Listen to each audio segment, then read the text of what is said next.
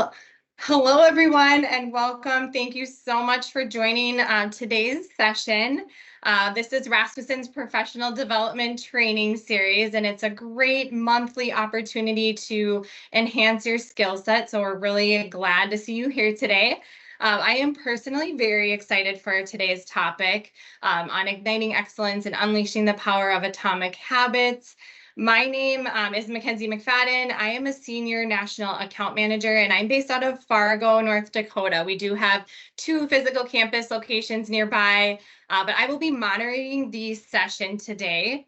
The session will be recorded, and everybody who attends the live session will be receiving a certificate of participation. So be on the lookout for those 2 things after the session. Please note that it may take us a day or 2 to get the recording out, but it will be coming to you. And then I will be monitoring the chat box. So if you do have questions as Elizabeth is speaking, please throw them in there. I will make sure we get to those towards the end of the session. And then more than likely, you are joining this session today because you are part of our Education Alliance Network, and you have some incredible benefits that we offer with the Rasmussen University and education benefits through your company. We offer a wide variety of tuition grants available to our corporate alliances. You can take advantage of your company's tuition reimbursement. Combine those to save on your degree. We have a Start Strong Savings Grant where you can take advantage of our self-directed assessments at no cost. So a few of your courses where you can save up to an additional $7,000. And then we do have many different areas of study. So I know we have a lot of different industries represented today. If you come from, the business world, technology, design, justice studies, education, nursing, health sciences, or human services, we can kind of help get you to wherever your education journey is leading you. We'll help you get to that next step. We have certificates, we have diplomas, associates, bachelor's degrees, master's programs, and doctorate degrees. So a wide variety of program areas for you to choose from. And then we do have Empower Learning. We know that you are all working professionals and you need a flexible option where you can take control of your learning, and we'll help you do that at Rasmussen. We also have multiple programs that can be completed 100% online, besides some of our nursing and health science degrees. And then a lot of them you can complete in as little as 18 months.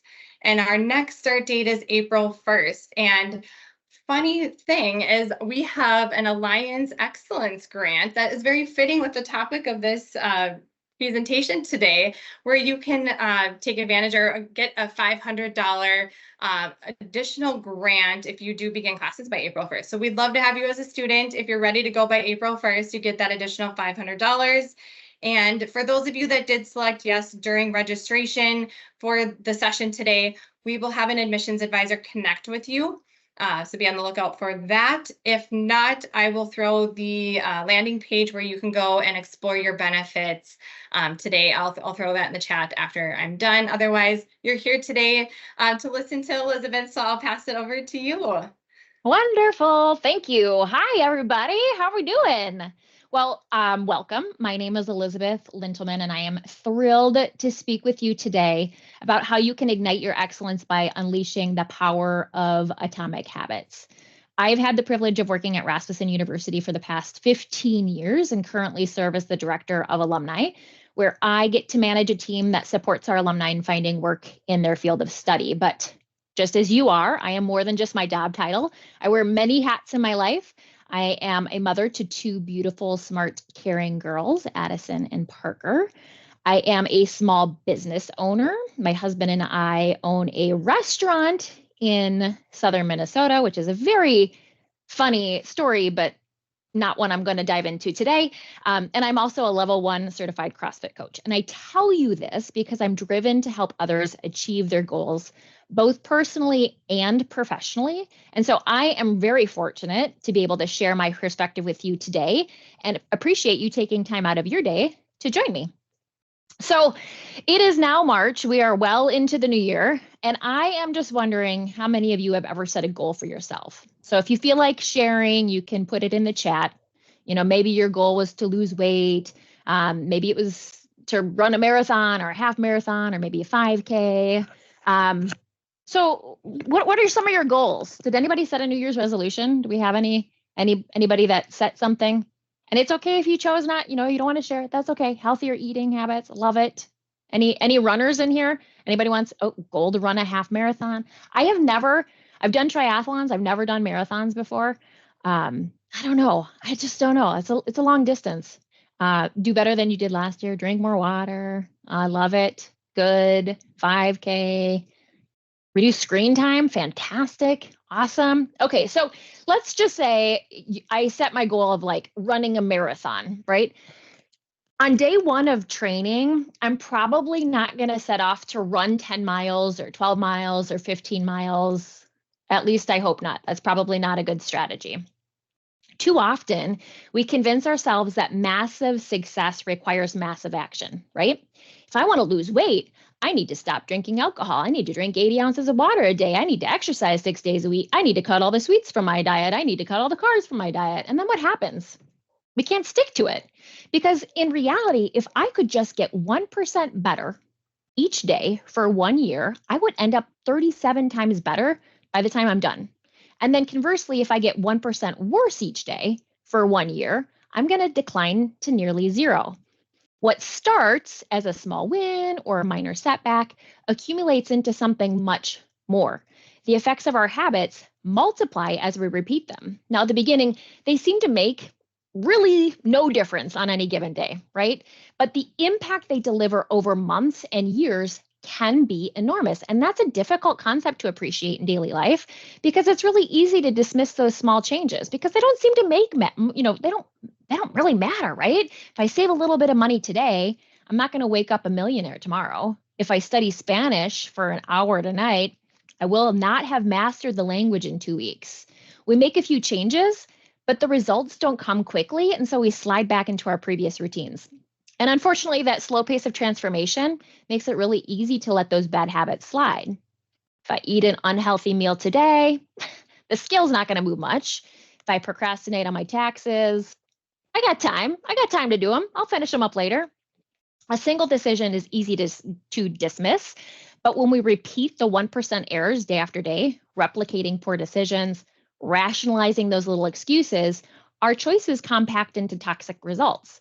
And it's the accumulation of many missteps and a 1% decline here and there that eventually leads to problems. And so, what I want to talk to you about today is helping you understand that slight changes in your daily habit guide your professional and your personal life to very different destinations. Making a choice that's 1% better or 1% worse, it seems insignificant at the time, but over the span of a lifetime, they really do determine the difference between who you are and who you could be.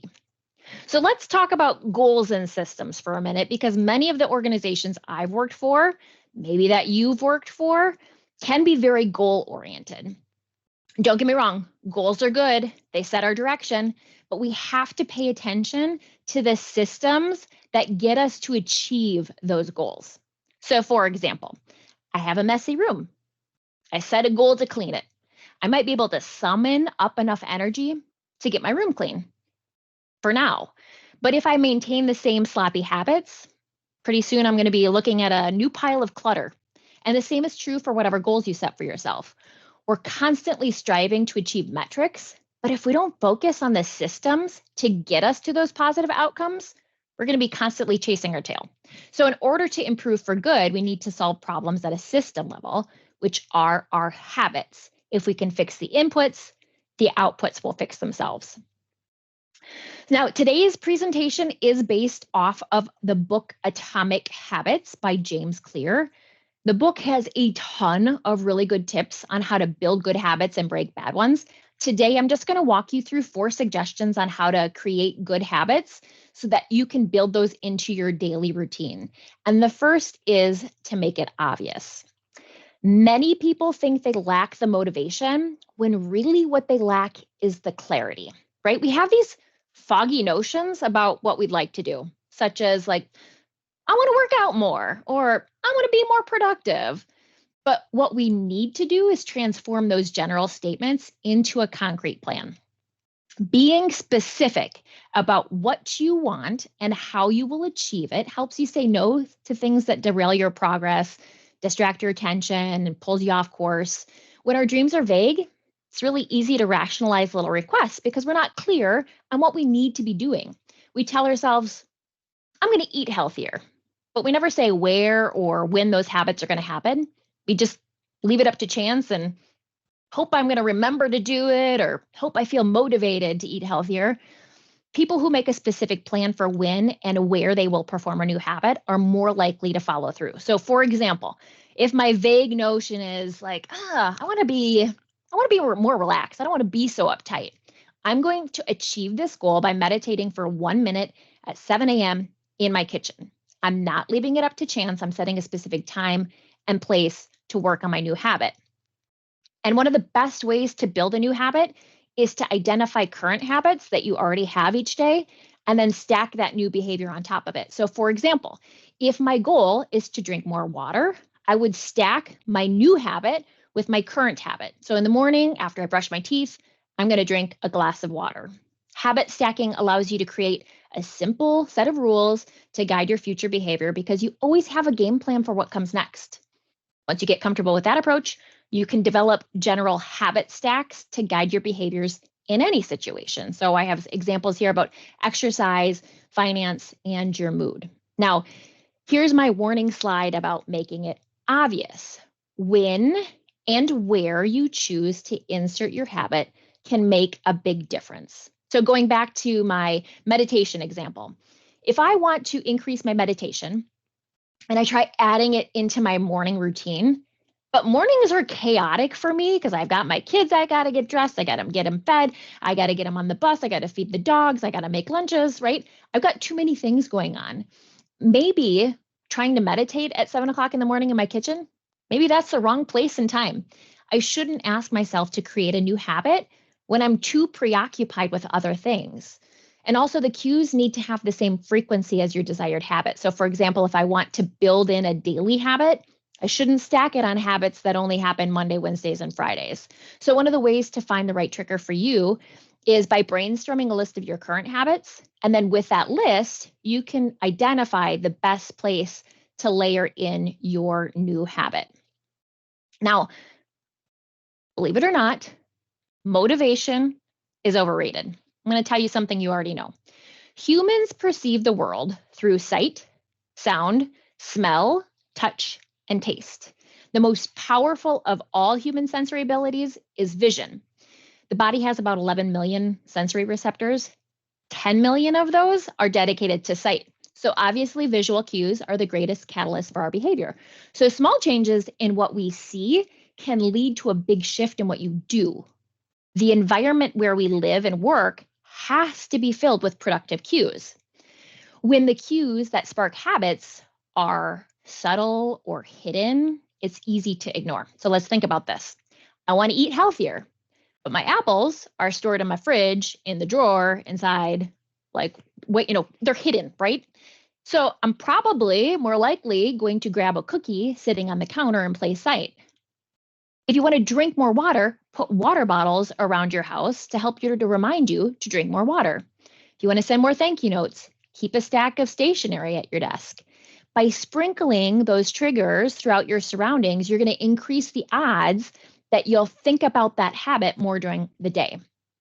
And when we think about our environment, we have to stop thinking about it as filled with objects, but rather with relationships, because different people have different memories and different habits associated with the same place.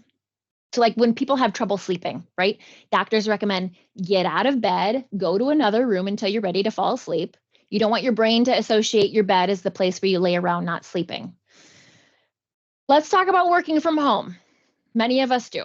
And while some of us have dedicated workspaces, many don't. And it can be really hard to work at your kitchen counter if you're used to using that space to prepare meals. Or maybe you've turned your living room into a makeshift office. It's really hard to define the division between the end of work time and the beginning of personal time. Is your kitchen table your office, or is it the space where you eat meals? Is the couch where you relax, or is it where you take conference calls? So in order to build healthy habits with limited space, we have to divide rooms into activity zones. Maybe it's a chair at your dining room table that you use for work and a separate chair inside of the table that you use for eating. If you want habits that are stable and predictable, you need an environment that is stable and predictable. It's just like your bedroom. If you want to be able to sleep at night, don't be watching TV or playing on your phone. You're sending mixed messages to your head. The same is true for work. You're going to be able to focus when sitting at a defined workspace, and you're going to be able to relax more quickly when the space you create is designed for that purpose. Let's talk about self-control. We've all heard it. If I just had more self-control, I wouldn't have eaten that whole bag of Oreos. Or if I was just more disciplined, I would, you fill in the blank. The truth of the matter is, you do not have to be a more disciplined person. You need to create a more disciplined environment. Here's a little history lesson for you.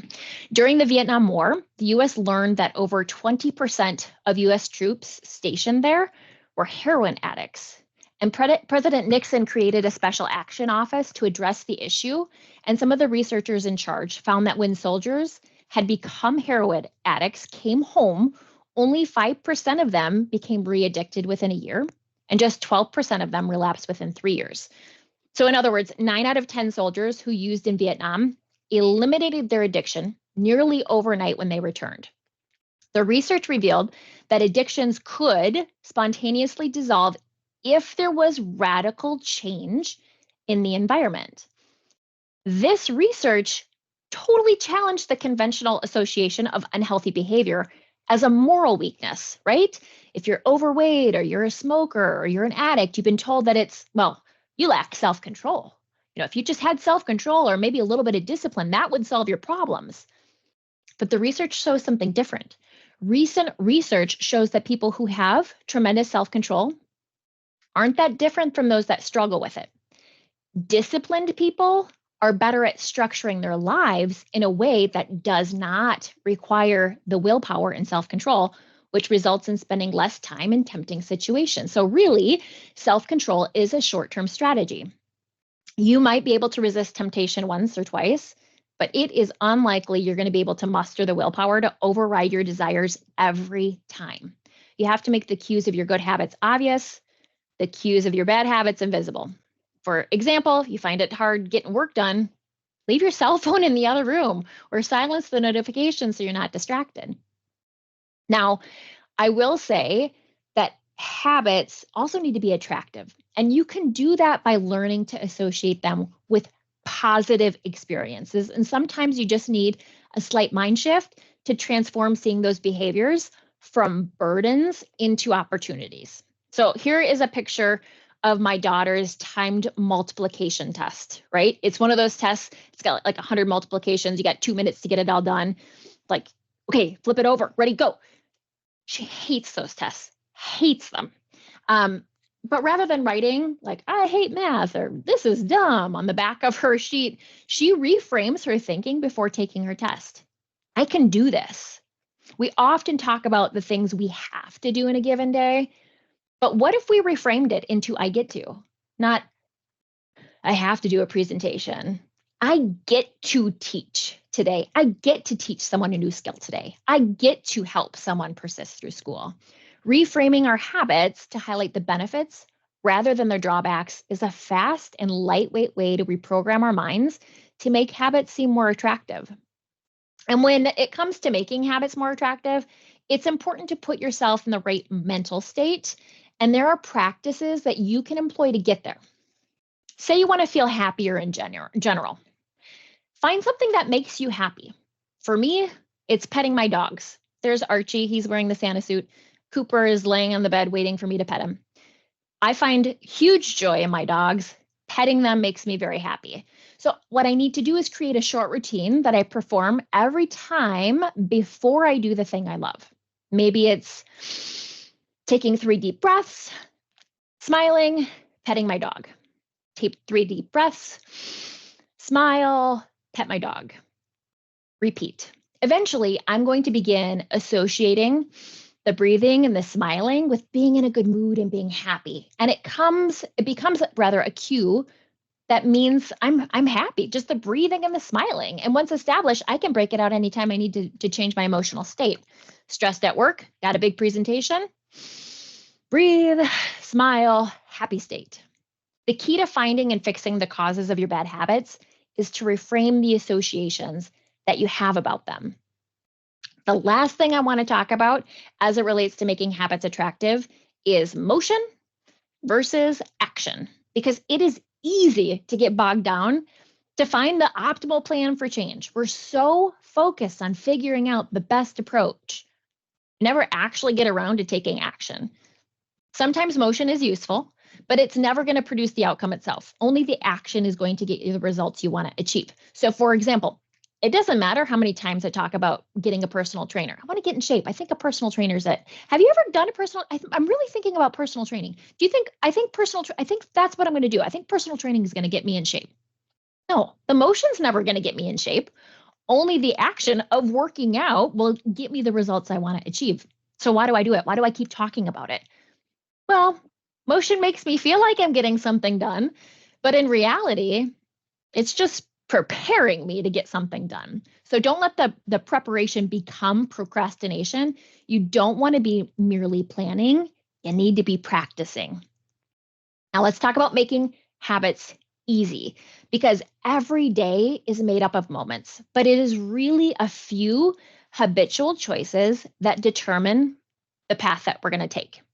Yes, a habit can be completed in just a few seconds, but it can shape the actions that we take for minutes or hours afterwards. In fact, research suggests that 40 to 50% of our actions on any given day are done out of habit. So if you think about it, habits are really the entrance ramp to a highway, right? They lead us down a path, and before we know it, we're speeding towards our next behavior. Let me ask you this. How many of you have kept snacking even when you're already full? Sunday nights, my husband makes popcorn. For some reason, I'm not hungry, and yet I'm doing this. I've eaten like a whole bag of popcorn. It's just a habit, right? Maybe you grab your phone and you're like, I just got to check an email for a second. Just a second. And then you look up, and 20 minutes later, you've been scrolling for 20 minutes. The habits you follow without thinking often determine the choices you make while you are thinking. These little choices stack up, each one setting a trajectory for how you're going to spend the next chunk of time. So when you look to make habits easy, you have to reduce the friction associated with them. If you look at the most habit-forming products, you'll notice that something they do really, really well is reduce the friction from your life. For example, Netflix. They've continued to remove the friction in their delivery of multimedia. Meal services, delivery services, they reduce the friction of shopping for groceries. Ride-sharing services reduce the friction of getting across town. Building better habits comes down to finding ways to reduce the friction associated with our good habits and increase the friction associated with our bad ones. The good news is there's many ways to prime our environment so it's ready for immediate use. Want to exercise? Set out your clothes, your shoes, your water bottle ahead of time. Want to improve your diet? Meal prep on the weekends, pack them in containers so you have access to healthy, ready-to-eat options during the week. There are simple ways to make the good habits the path of least resistance. You can also invert that process and that principle and prime the environment to make bad behaviors difficult, right? If you find yourself watching too much TV, try unplugging it after each use, remove the batteries from the controllers. So the next time you want to sit down and watch a show, it takes more of an effort to turn it back on. Distracted at work? Leave your cell phone in a different room. If it's not next to you, I mean, how many times do you check it every time it beeps or vibrates? How can you design a world where it's easy to do what's right? Lastly, I am going to talk quickly about how to make habits satisfying, because we're more likely to repeat a behavior when the experience is satisfying. It's totally logical, right? It's why people smoke even though they know it causes cancer. The consequence of the bad behavior, it's delayed. Smoking might get me in 20 years, but it reduces my stress, eases my nicotine craving now. Pleasure teaches our brain that a behavior is worth remembering, and repeatedly, if an experience is not satisfying, we have little reason to repeat it. Think about the last time you went out for a meal, you went out to eat, and you had a poor dining experience, right? Not going to be rushing to get back there again. Positive emotions cultivate habits. And the best way to successfully build new habits is to add a little bit of immediate pleasure into the habits that pay off in the long run. Now, the vital thing in getting a habit to stick is to feel successful, even if it's in a small way. So, how do you make work habits satisfying? For example, I have to cold call 200 new prospective clients. How am I going to make that satisfying? One thought is you could deploy the paperclip strategy. In 1993, a bank in Canada hired a 23-year-old who used to start every day with 2 jars on his desk, one with 120 paperclips in it, the other one was empty. Every time he'd make a call, he'd move a paperclip into the jar. Within 18 months, he was bringing in $5 million to the bank. How? Well, making progress is satisfying, and visual measures like moving paper clips is clear evidence on your progress. As a result, they reinforce your behavior and add a little bit of immediate satisfaction to any activity. Essentially, you need a way to track your activity because the tracking itself can become its own form of reward, right? I'm a list person. Love making lists, love even more crossing things off my to-do list, making an X on the calendar. Habit tracking keeps your eye on the end goal, but really you're focused more on the process rather than the results. And habit tracking also keeps us honest. Most of us, let's be honest, have a distorted view of our own behavior. We think we're actually better than what we do. And measurement offers us one way to overcome that blindness to our behavior and notice what's really going on each day. The one thing I want to make sure to emphasize before wrapping up today is that no matter how consistent you are with your habits, it is inevitable. Life will interrupt you at some point. Kids get sick, vacations come up, life happens. Perfection, not possible. The first mistake is never the one that ruins you. It is the spiral of repeated mistakes that follow. Missing once, an accident. Missing twice, the start of a new habit. Too often we fall into this all or nothing cycle with our habits. And the problem isn't slipping up. The problem is thinking that if you can't do something perfectly, then I shouldn't do it at all. So don't let the deviation from the norm become the norm. Now, after today's session, I am hopeful that you have a few new tools and frames of reference to help you identify some personal or professional habits you want to improve or develop. Just remember to start small. Habits are intended to be small changes that help change your trajectory over time. Now, for more detailed information about forming and sustaining healthy habits and breaking bad ones, I strongly recommend reading Atomic Habits by James Clear. I truly appreciate you taking time out of your day to join me in this conversation and would welcome you to connect with me on LinkedIn. Thanks so much.